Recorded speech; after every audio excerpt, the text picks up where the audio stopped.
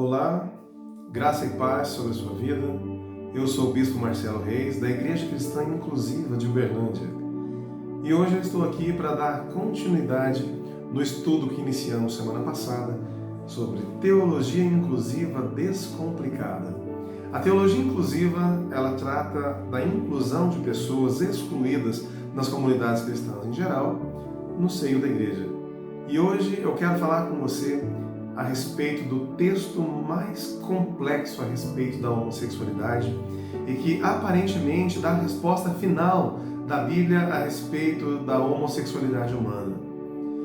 Nós estamos falando do texto de Levítico capítulo 18 e versículo 22. Confira comigo. Com homem não te deitarás como se fosse mulher, abominação é. Esse texto, aparentemente, ele encerra toda a argumentação a respeito da sexualidade, especificamente da homossexualidade masculina. Algumas igrejas afirmam e estabelecem uma doutrina heteronormativa com base nesse texto, dizendo que é uma abominação aos olhos de Deus que um homem se relacione com outro homem sexualmente. Mas antes de entrarmos no entendimento completo desse texto, antes de abordarmos a sua interpretação exegeticamente, eu gostaria de lembrar que nenhuma igreja utiliza o livro de Levítico para nada. Nenhuma igreja cristã baseia a sua regra de fé e prática no livro de Levítico, e isso é muito simples de explicar o porquê. A finalidade do livro de Levítico é reger a norma de culto do antigo Israel. A lei mosaica, ela estabelece alguns comportamentos rituais, e este capítulo que estamos lendo, ele está voltado não apenas para a idolatria, mas também a costumes pagãos que Deus não gostaria que Israel copiasse. Se nós lermos desde o início do capítulo, vamos ler uma série de relações sexuais que não são permitidas, e elas estão em um contexto de idolatria que vem dos capítulos anteriores. O livro de Levítico, e esse assunto específico que está sendo tratado em Levítico, ele não começa no capítulo 18, mas nos capítulos anteriores. E para que o vídeo não se torne muito extenso, eu recomendaria que você lesse todo o livro de Levítico para entender o que eu estou falando. O que o livro de Levítico trata é a questão de sacrifícios, o comportamento dos sacerdotes perante os holocaustos que seriam oferecidos ao Senhor, que tipo de elementos são utilizados no culto do Senhor e que tipo de elemento ele rejeita por conta do culto dos ídolos. E aqui no capítulo 18 nós estamos tratando especificamente de relações sexuais que são oferecidas ou que são praticadas no paganismo e que no meio do povo de Deus o Senhor não gostaria que fosse praticado. E agora nós vamos dar uma atenção especial a esse texto que nós lemos, que é o capítulo 18, versículo 22, em que o Senhor está dizendo: com varão não te deitarás como se fosse mulher, abominação é. Quando eu pego esse texto, eu tenho a sensação de que ele foi escrito na intenção de falar de homossexualidade. Mas quando eu vejo o versículo anterior, que me diz assim: da tua semente não darás para fazer passar pelo fogo perante Moloque, e não profanarás o nome de teu Deus. Eu sou o Senhor. Não é coincidência que todas as vezes que Deus vai tratar a respeito da idolatria em Israel, ele usa o termo eu sou o Senhor. E por diversas vezes nesse capítulo nós vamos encontrar Deus falando desde o início até o fim, ele repetindo diversas vezes essa expressão, dizendo eu sou o Senhor. E uma coisa nos chama a atenção: não faz sentido nós tratarmos como uma relação apenas o fato de o versículo anterior falar de a sua semente ou a sua descendência ser oferecida ao deus Moloque. O deus Moloque, ele era na antiguidade considerado um dos deuses da fertilidade. Ele é uma das facetas de Baal. E era muito comum em Canaã, para onde os israelitas estavam indo. O contexto deste texto é o deserto entre o Egito e Canaã. Israel havia acabado de deixar a sua vida de servidão, a sua escravidão no Egito. Estava indo em direção à terra prometida que Deus lhe daria, que estava ocupada pelos cananitas, pelos cananeus. E ali eram praticados diversos cultos de fertilidade. E havia algo ali chamado hierodulia. E a hierodolia cananeia, ela consistia em cultos pagãos de fertilidade, onde homens e mulheres iam aos santuários para adorarem seus deuses com promiscuidade sexual, com prostituição ritual. E quando nós vamos observar do início até o fim das relações que estão sendo narradas neste capítulo, nós vamos ver que trata-se muito de iniciação sexual, de o pai com a sua filha, o filho com a sua mãe, a filha com seu pai, irmãos, tios com sobrinhos, pessoas que estão praticando relações que não se tratam de casamento. Aqui o texto fala por diversas vezes: não descobrirás a nudez de tal pessoa. E descobrir a nudez de alguém é ter relação sexual pela primeira vez com aquela pessoa. Não se trata especificamente de um casamento. Não se trata especificamente de uma relação afetiva, fundamentada em amor. E aqui, pelo contexto, nós temos dois sinais muito claros de que se trata de um contexto muito mais religioso do que amoroso ou afetivo. No próprio texto, quando nós encontramos na Escritura: não te deitarás com varão, ou com varão não te deitarás, como se fosse mulher. A abominação essa abominação, quando nós vamos para o texto hebraico, nós encontramos a palavra toevá. Toevá, via de regra, na maioria esmagadora das vezes, ela é tratada como um elemento de ofensa ritual.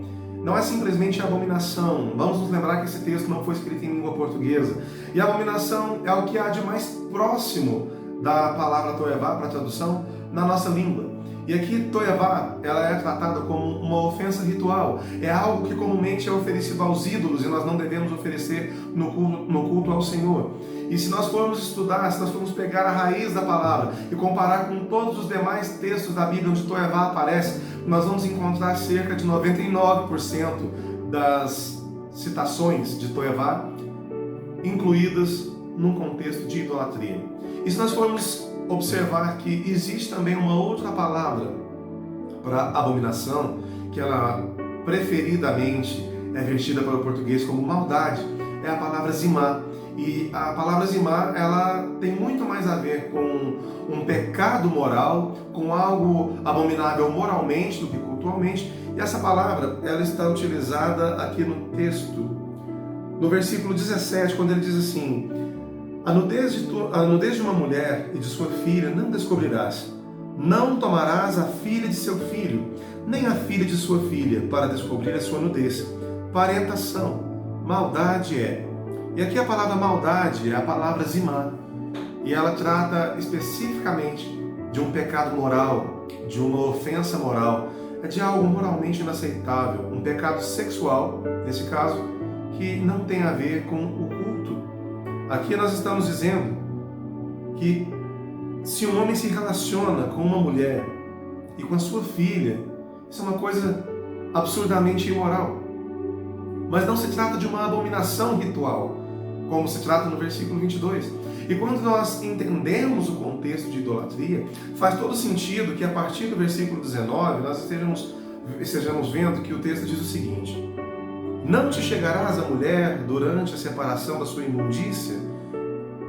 Isso aqui no texto é uma referência ao período menstrual da mulher, que era muito comum, que a menstruação ela era um símbolo de fertilidade também, portanto, oferecida nos cultos de fertilidade.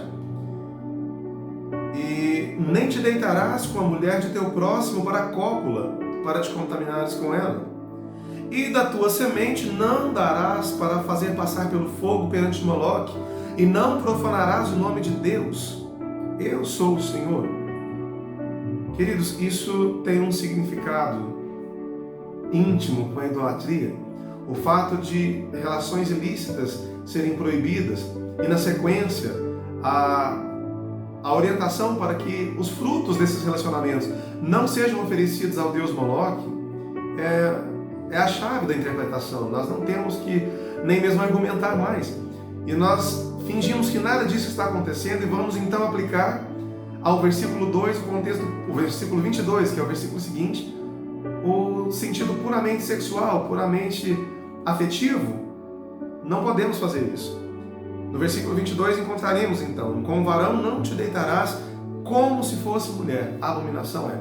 O simples fato de abominação aqui ser uma alusão à ofensa ritual já nos faz entender que essa relação sexual de um homem com outro homem, como se esse outro homem fosse uma mulher, está no contexto de idolatria, ela já é simples, está claro diante dos nossos olhos.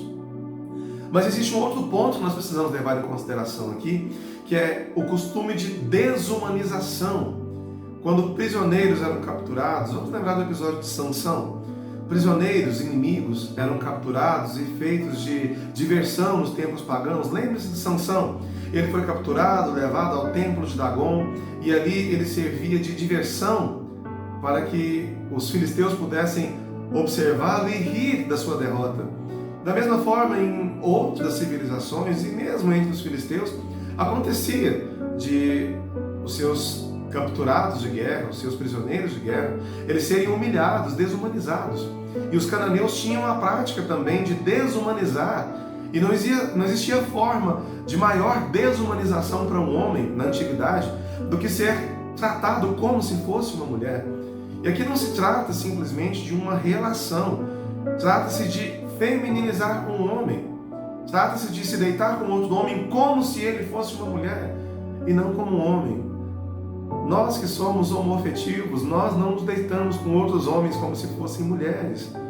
Nós nos casamos, nós que somos cristãos e inclusivos, somos cristãos, homossexuais, bissexuais, LGBT em geral, nós não tratamos outros homens como mulheres, nós os tratamos como são, nós não fazemos nem a oferta ritual da nossa cópula, das nossas relações íntimas a deuses pagãos, nós não oferecemos isso no altar do Senhor, que é o que está sendo condenado no texto, e também não desumanizamos, não tratamos outros homens como se fossem mulheres.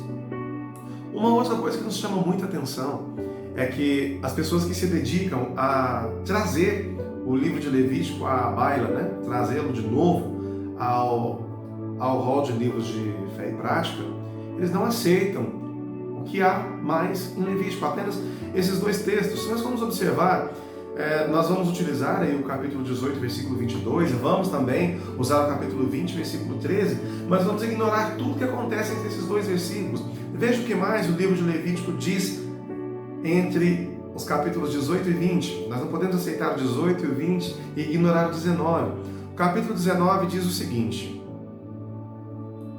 no versículo 3 ele diz: cada um temerá a sua mãe e a seu pai e guardará os meus sábados.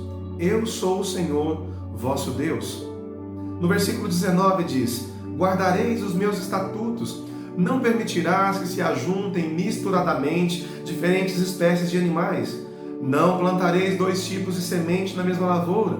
Não usareis roupas feitas com tecidos diferentes. No versículo 27 ele diz: não cortareis os cabelos do lado da cabeça e não aparareis as pontas da barba. E se nós formos sair do livro de Levítico para ir para outros textos da lei de Moisés, também nós vamos encontrar em Êxodo capítulo 21, versículos 7 e 8, dizendo assim: se um homem vender sua filha como escrava, ela não será liberta como os escravos homens. Se ela não agradar ao seu senhor, que a escolheu, ele deverá permitir que ela seja resgatada. Não poderá vendê-la para estrangeiros, pois isso seria deslealdade com ela. Êxodo capítulo 35, versículo 2b diz assim: qualquer pessoa que trabalhar no dia de sábado deverá morrer.